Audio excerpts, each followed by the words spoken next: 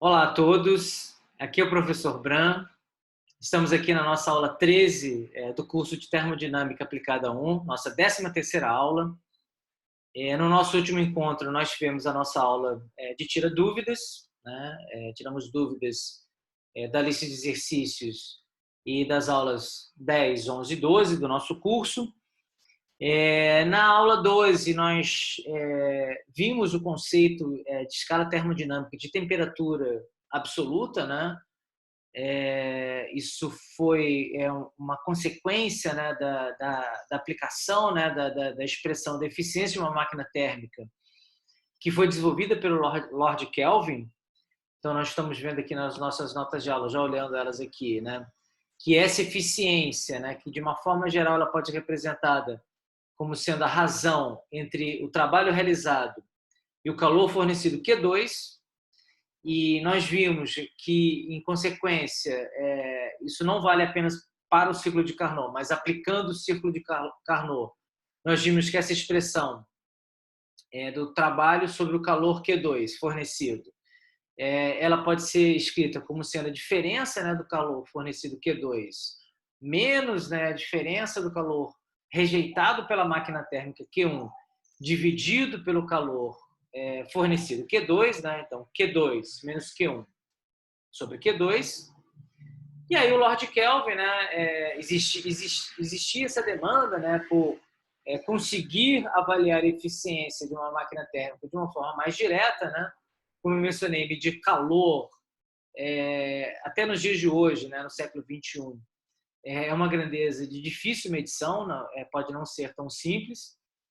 E ele conseguiu, né, fazendo alguma manipulação matemática, né, bastante interessante, né, imaginando, né, e sabendo, né, na realidade, que a temperatura é uma função de estado termodinâmico e que você pode criar funções independentes, né, em relação ao calor dentro de uma máquina térmica, do reservatório quente e frio.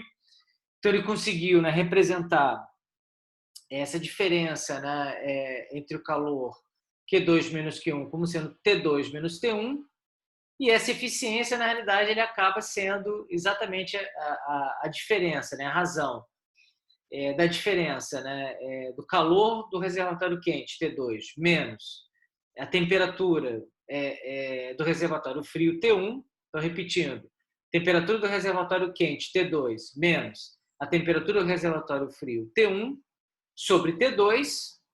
Então, isso realmente simplificou, né, a descrição e o dimensionamento das máquinas térmicas.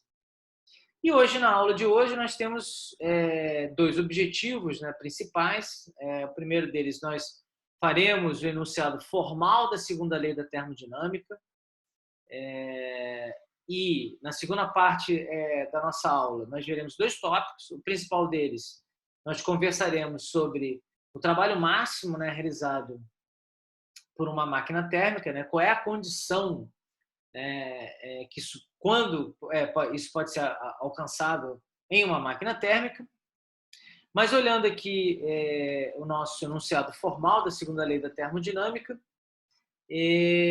vamos ver, né, como consequência da definição da eficiência de uma máquina térmica aplicada em um círculo de Carnot. Então vamos rearrumar, né? E a gente, na realidade, está vendo, né, que existe uma certa igualdade, né, entre a razão do lado esquerdo, né, da diferença Q2 menos Q1 sobre Q2, e do lado direito, né, existe essa equivalência, né, de T2 menos T1 sobre T2.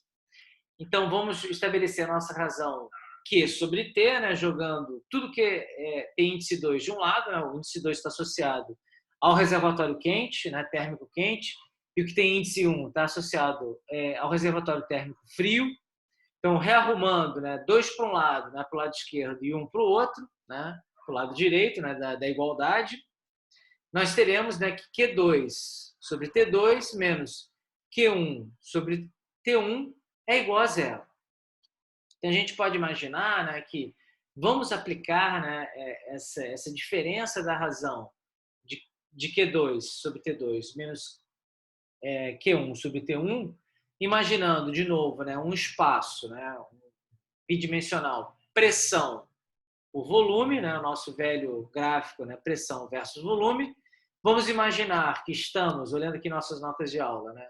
Saindo de um ponto A, passando por um ponto B intermediário e voltando a esse ponto A, só que aqui a gente está imaginando, inicialmente, né, que nós faremos um ciclo térmico fechado, né, do ponto A ao ponto B e voltando ao ponto A de uma forma geral, né, mas ponto a ponto nós faremos, né, mini ciclos de Carnot, né, passando, né, por isotermas e adiabáticas e curvas adiabáticas ponto a ponto. Então a gente pode imaginar que todo esse espaço, pressão versus volume, ele é cortado, né,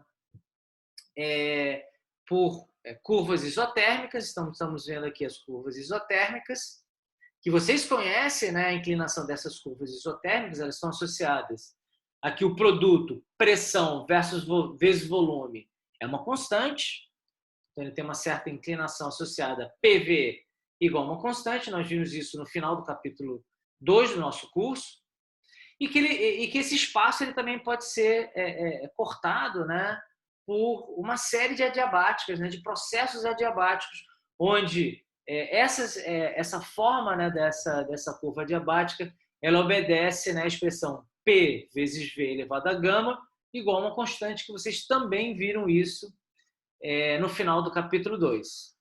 E aí isso vai permitir, né, que nesse caminho que a gente faça, né, de A até B, e voltando de B até A, em cada ponto infinitesimal a gente percorra sequencialmente, né, uma curva isotérmica, uma curva adiabática. Vamos para o próximo ponto. Uma curva isotérmica, uma curva adiabática. Vamos para o próximo ponto.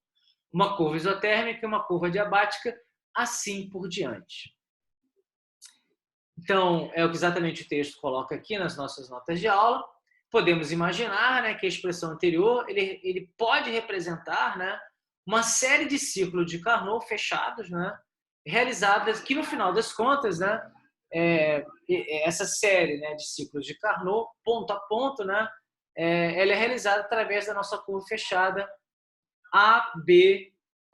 Então, a gente vai, a cada ponto, realizar essa sequência, né, de um processo isotérmico, processo adiabático, anda um ponto, anda um pouquinho, infinitesimalmente, né?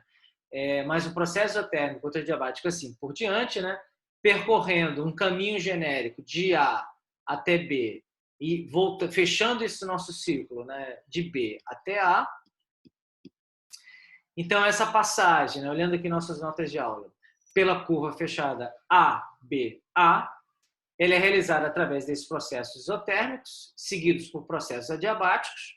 Então, nessa situação, né, de forma infinitesimal, nós teremos esse somatório, né, de todos esses pontos, né, que representa, cada ponto representa essa razão Q sobre T, e isso nós já vimos que é igual a zero, ou se nós fizermos, né, de forma contínua, né, esse somatório, né, dos pontos infinitesimais, ele vira uma integral de linha, né? Então, o que a gente está vendo aqui, né, que no fundo, né, isso aqui é uma integral de linha, né? Então, a gente está vendo aqui o símbolo de integral de linha de Q sobre T igual a zero, e é justamente, né, essa função termodinâmica, essa razão Q sobre T é uma função termodinâmica e ela é chamada de entropia.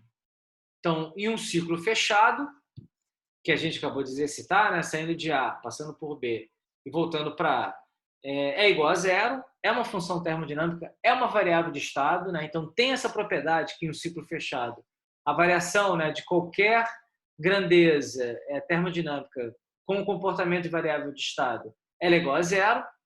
Então, essa razão, essa função termodinâmica Q sobre T é chamada de entropia. Então, representada pela letra S maiúsculo, como nós já vimos no nosso início do capítulo 3, né, na nossa primeira aula do capítulo 3. Então, a variação da entropia ds, nosso enunciado da segunda lei da termodinâmica, ela será igual a d-ρ de Q sobre T. Então, imaginando nessa situação, para a curva ABA,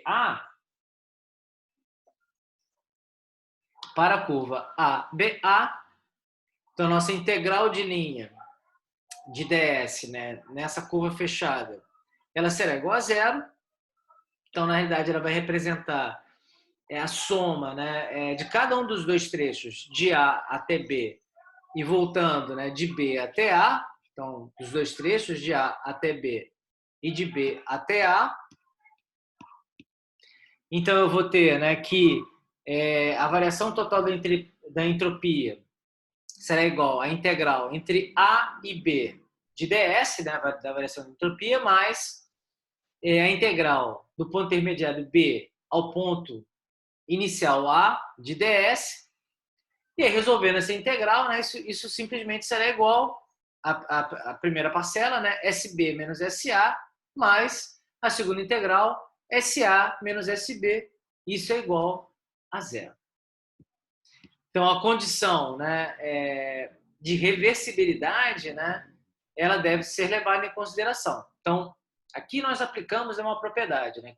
Qualquer função de estado termodinâmica, onde se realiza um ciclo fechado, né, se voltando ao ponto original, que é esse caso, né, saí de A, fui a B e voltei a A, essa variação é igual a zero. Então, Q sobre T é uma função de estado. Mas se a gente quiser, né, calcular a variação da entropia, né, numa situação de um processo reversível, né, então essa condição de reversibilidade ela deverá ser considerada. Então, a nossa expressão, né, da segunda lei da termodinâmica, nosso ds, nossa variação da entropia, ela será igual a d-ROM de Q reversível sobre T. Então, sobre essa segunda lei da termodinâmica, podemos afirmar algumas questões importantes, né? Que a entropia S, né, S grande, né, S maiúsculo, ela é definida pela equação ds igual a d-ROM de Q reversível sobre T. E ds, né, a entropia, ela é uma função de estado termodinâmico. Ela tem todas as prerrogativas de uma função de estado, ela depende apenas das condições iniciais, a variação, né, da entropia depende apenas das condições iniciais e finais, não depende do processo reversível escolhido. Se você faz um ciclo fechado, né, voltando ao seu ponto inicial, a variação da entropia será igual a zero. E uma outra consideração importante, né, é que a entropia de um sistema que sofre um processo adiabático, ela nunca decresce. Então, isso é uma questão que nós já exploramos aqui no nosso capítulo 3, mas é sempre importante nós enfatizarmos. Então, a entropia ela aumenta se o processo ele é irreversível. E aí vem a nossa frase catastrófica aqui do nosso curso, né? Lá do profeta segurando o cartaz, o profeta de barbas brancas, né? Não é o fim do universo está próximo, mas a entropia do universo sempre aumenta, porque no nosso dia a dia, nos processos associados à engenharia, os processos eles são irreversíveis e todos os processos irreversíveis geram entropia, geram aumento de entropia. E se, né, e aí olhando, né, a outra situação, né, que é um processo reversível. Então, em um processo reversível, a entropia ela permanece constante, olhando aqui nossas notas de aula, se o processo é adiabático e conduzido reversivelmente. Então, em um processo adiabático irreversível, essa entropia de excesso associado à parcela irreversível, né? Então, nosso somatório, né, de todas as situações, de todos os processos, em todas as partes do meu sistema, né? Que é o nosso ds índice I. O índice I indica exatamente todas as partes do nosso sistema. Ele é igual, né, essa variação da entropia irreversível, nosso ds irrev, né, irrev de irreversível, então onde representa o iésimo processo adiabático irreversível, ou iésima mudança de entropia associada a alguma parte do nosso sistema dentro desses processos irreversíveis. Então, eu terei, né, nos processos reversíveis sempre essa parcela extra, né, associada ao processo irreversível. Então, nessa segunda parte da aula de hoje, né, nós temos dois tópicos. O primeiro tópico, vamos ver a condição de trabalho máximo. Então, quando é que uma máquina térmica ela produzirá trabalho máximo no seu funcionamento? Então, isso é uma questão bastante importante e que foi um dos desenvolvimentos mais importantes da termodinâmica no século XIX, né? Quer dizer, imaginando, né, a ideia de uma máquina térmica, que é uma máquina que converte calor fornecido em trabalho, né? Eu quero justamente saber quando eu vou ter uma situação em que eu consigo fazer o trabalho máximo, né, dessa máquina térmica, né, que é o objetivo final de uma máquina térmica. Então vamos olhar aqui, né, numa situação ainda irreversível. Então olhando aqui nossas notas de aula, né, um sistema conduzido de forma irreversível, ele realiza uma mudança do estado A para o estado B de forma infinitesimal. Então, nós podemos escrever, né, que a variação da entropia do sistema, que é o meu ds grande sistema, ele é igual a d rho de Q sobre T mais a parcela irreversível, que é o meu ds e rev. Então, de novo, aquela história, né? Sempre um processo irreversível. Ele gera um termo a mais, né, de entropia, que aqui está representado pelo nosso ds e rev de irreversível. Então, vamos representar melhor o nosso d rho de Q. Olhando a primeira lei da termodinâmica, então, rearranjando a primeira lei da termodinâmica, nós temos, né, que d rho de Q é igual a du, a variação da energia interna do sistema, du sistema, mais d rho de W. Então, substituindo dq aqui em cima, né? Então, substituindo dq por du sistema mais d rho de W. Então, substituindo, nós teremos que a variação da entropia do sistema, desse sistema, ele é igual a variação da energia interna do sistema, du sistema, mais d rho de W sobre T, mais a parcela, né, da variação da entropia irreversível, que é o nosso ds e rev. Então, a gente aqui, né, nós queremos calcular, né, determinar uma expressão para o trabalho máximo. Então, vamos isolar, né, explicitar nossa equação para a d rho de W. Então, explicitando, olhando aqui nossas notas de aula, explicitando d rho de W, temos, então vou jogar d rho de W para a esquerda, né, da igualdade, todo o resto, né, para a direita. Né?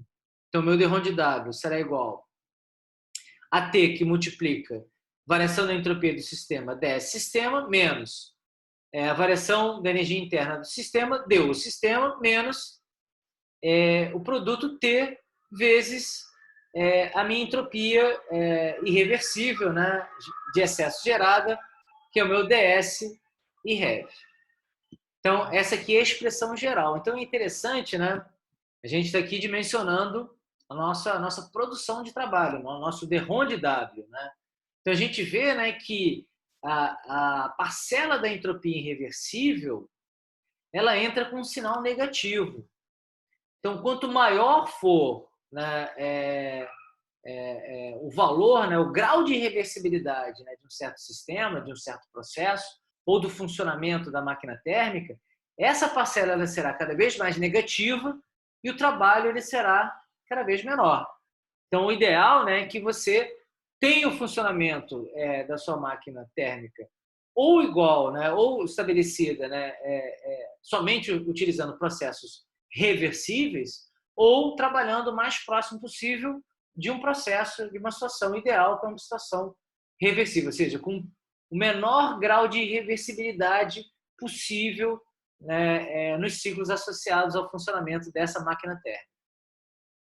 Para um processo qualquer, reversível ou irreversível, essa variação, né, do trabalho, então, escrevendo de uma forma geral, né, tanto para um processo reversível quanto para um processo irreversível, ele será igual a TdS do sistema, ou seja, T vezes a variação da entropia do sistema menos a variação da energia interna do sistema, deu o sistema. Então, resumindo, nessa máquina térmica, então repetindo essa mensagem que ela é muito importante, né? Objetivo, a conversão máxima, né, do calor do reservatório quente, né, que fornece esse Q2 em trabalho, né? Esse trabalho W realizado pela máquina térmica. Então, essa condição ela é alcançada quando esse funcionamento da máquina térmica é conduzido reversivelmente. E esse calor rejeitado, né, que a máquina térmica não consegue aproveitar, né, que ele rejeita para o reservatório frio, que é o nosso Q1, esse calor rejeitado ele aumenta em função do grau de irreversibilidade, né, que essa máquina térmica ela funciona. Então, no qual a máquina térmica é conduzida e aí, por consequência, o trabalho diminui. Por quê? Voltando à nossa expressão com a igualdade, né? Então, quanto mais irreversível, né, for o funcionamento da nossa máquina térmica, o nosso DS irreversível, que é a nossa parcela da entropia produzida, né, pelos processos irreversíveis, ela é maior e aí o meu trabalho ele é menor. Então, imaginando, né, que U e S são variáveis de estado, ou seja, energia interna e entropia são variáveis de estado, como elas são, né? Então, vamos imaginar que a gente possa calcular esse trabalho máximo, né, esse trabalho da máquina térmica, entre dois pontos, né, um ponto inicial A e um ponto final B.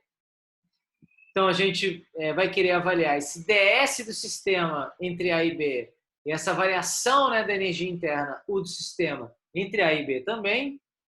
Então, o nosso trabalho ele será menor ou igual a T, que multiplica a entropia final SB menos a entropia inicial SA, menos a variação da energia interna final, UB, menos a variação da energia interna inicial, UA. Então, para um processo reversível, eu não preciso, né, da desigualdade, isso vira uma igualdade. Então, o meu trabalho máximo, né, para um processo reversível será igual a T, que multiplica SB menos SA, entropia final menos entropia inicial, menos UB menos UA, que é a minha energia interna final, menos a minha energia interna final. Então, a mensagem é, em um processo reversível, o calor absorvido Q2 ele será máximo e, além disso, né, nós teremos a produção de trabalho máximo pela minha máquina térmica. Então, essa é a mensagem, que é a mensagem importante. Quanto menor, né, o grau de irreversibilidade no funcionamento da máquina térmica, mais próxima ela estará, né, da produção, da condição de trabalho máximo no seu funcionamento. E para fechar nossa aula de hoje, né, vamos ver uma expressão, né, que é a expressão da combinação da primeira e da segunda lei da termodinâmica. Como, né, se trabalha de forma prática, né, no modelamento de sistemas, né, não se usa isoladamente a primeira lei da termodinâmica, nem muito isoladamente a segunda lei da termodinâmica, mas a expressão combinada. Então, vamos ver como é que é essa expressão combinada, que é uma expressão mais prática, né, em termos de aplicação em dimensionamento energético em sistemas. Então, pela primeira lei, recordando, nós sabemos que a variação da energia interna dU ela é igual à diferença entre calor e trabalho, né, é dρ de Q menos dρ de W. Então, se o processo é conduzido de forma reversível, a segunda lei nos diz que dS é igual a Q sobre T. Então, explicitando o nosso calor, né, dρ de Q é igual a TdS. Então, nós sabemos, né, que o trabalho mecânico, né, então, aqui eu já estou representando, né, o calor como sendo TdS. É que eu já vou substituir aqui na primeira lei da termodinâmica. E nós também sabemos, né, que, olhando esse trabalho aqui, se nós, né, nosso curso é um curso de gases ideais, onde a gente só está trabalhando com processos de expansão e compressão de gases, né, então, o nosso trabalho mecânico, nós já vimos isso. Nosso dρ de W é igual a PDV, então vou substituir aqui essa expressão PDV também na primeira lei da termodinâmica. Então, substituindo dρ de Q e dρ de W, né, a nossa expressão combinada, a nossa lei combinada da primeira lei da termodinâmica e da segunda lei da termodinâmica, ela será igual a dU, variação da energia interna, é igual a TdS menos PDV. Então, essa aqui é a nossa expressão combinada da primeira e da segunda lei da termodinâmica. Então, essa é uma expressão bastante útil, a gente vai voltar a conversar sobre ela lá no final do nosso curso, na nossa última aula aqui do nosso curso, né?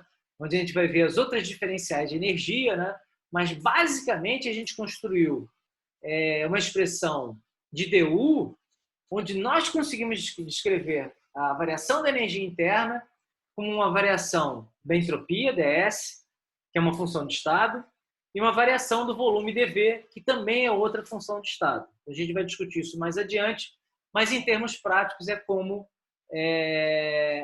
trabalhado, né, no dimensionamento da variação de energia interna, usando efetivamente essa expressão, que é a expressão combinada da primeira e da segunda lei da termodinâmica. Então, nessa expressão, existem duas restrições. O sistema, obrigatoriamente, ele tem que ser fechado. Isso é uma questão que a gente não vai abordar com muito detalhe aqui no nosso curso. A gente está trabalhando, e vamos trabalhar assim até o final do curso, sempre com sistemas fechados, ou seja, não existe troca de massa, nem geração, nem destruição de massa entre os processos. Então, isso é uma situação bem importante, né, e bem particular, né? E o trabalho realizado no sistema, ele é somente o trabalho mecânico. Então, justamente, a gente isso permite, né, a gente representar o nosso trabalho na primeira lei da termodinâmica como sendo o produto PDV. Então, a gente encerra aqui a nossa 13ª aula de termodinâmica aplicada. Estamos aqui na reta final do capítulo 4. Está faltando apenas nós conversarmos sobre um conteúdo, né, associado, né, que é a nossa segunda condição de equilíbrio termodinâmico a ser apresentada nesse curso. Né? Nós veremos 4 até o final do curso, ou seja, a da próxima aula, né, e mais 2. Então, nós veremos na aula que vem o critério de equilíbrio termodinâmico associado à entropia, que é um critério de equilíbrio bastante importante e relativamente intuitivo. E aí nós fechamos, né, o nosso capítulo 3 do nosso curso. E já na próxima aula nós começaremos o último capítulo, né, do nosso curso, que é o capítulo 4, onde nós falaremos das outras funções de energia termodinâmica. Estão faltando 2 para apresentar para vocês, que é a energia livre de Helmholtz e a energia livre de Gibbs, e vamos ver as suas consequências, né, que justamente serão mais 2 condições de equilíbrio termodinâmico. Mas isso na nossa próxima aula. Então, encerramos aqui a nossa aula 13, o nosso curso de termodinâmica aplicada. Nos encontraremos em breve. Desejo para vocês um excelente resto de dia. Nos encontraremos na nossa aula 14 de termodinâmica aplicada 1. Então, até lá.